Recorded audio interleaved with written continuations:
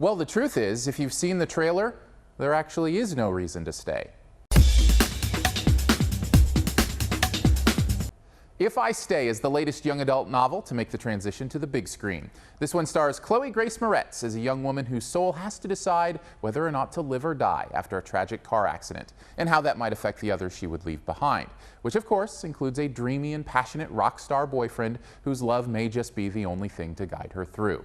All of which and more you can know just by sitting through the trailer. Seriously, and I know this is an aside, but the trailer gave away major emotional plot points, which may not seem like a big deal, except in a movie like this, building the suspense of that emotional development is crucial. When you steal the surprise, you steal the impact. Just stop it. Okay, semi-annual trailer rant over. Let's actually take a look at the movie itself. Because there are some things here that really worked for me. For one thing, the acting, for the most part, is on point. Chloe Grace Moretz is a wonderful actress, and she's got a lot of meat to chew through on this one.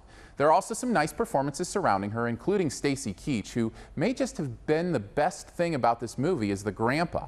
To be honest, I didn't find myself emotionally connecting to much of this film, for reasons which I'll explain shortly, but his conversation with his dying grandchild locked me in and made me care.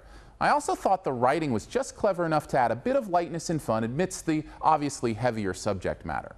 This is especially true as it relates to the relationship between our wandering soul and her sensitive but rebellious boyfriend. As cliché as the young adult fiction romance is by this point, I found their chemistry sweet enough that I was willing to buy into it by the end of the movie. Of course, by then it may actually be too late. And I don't just mean for our dying heroine. I mean for our emotional investment. The movie chooses to present the story in a non-linear fashion. Well, really more of a dual linear fashion. And even though it isn't really confusing, it puts certain events so early in the movie that we haven't really had enough time to care about the consequences of those events yet. It's as if our heart is supposed to be invested before our head really knows what's going on. And the overall effect is that it short-circuits the building of emotion.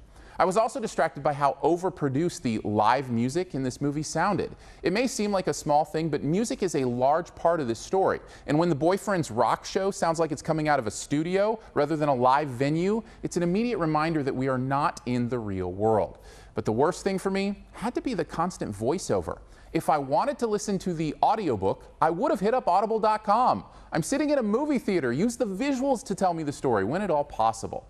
At the end of the day, If I Stay is a well-acted and moving story told in an interesting way. Unfortunately, because of some storytelling choices and the really annoying voiceover, the emotion never hits home enough to reach beyond a C+. Thanks for checking out this Your Movie Friend review. You can stay tuned for this review's best ever challenge here in a bit. First, I'd like to throw some stuff up over here that you can click on. If you'd like to subscribe, which I'd very much appreciate, you can do that by clicking the big gray subscribe button. Want to see more? No problem. New reviews out this week also include Sin City: A Dame to Kill For and The Game Stands Tall.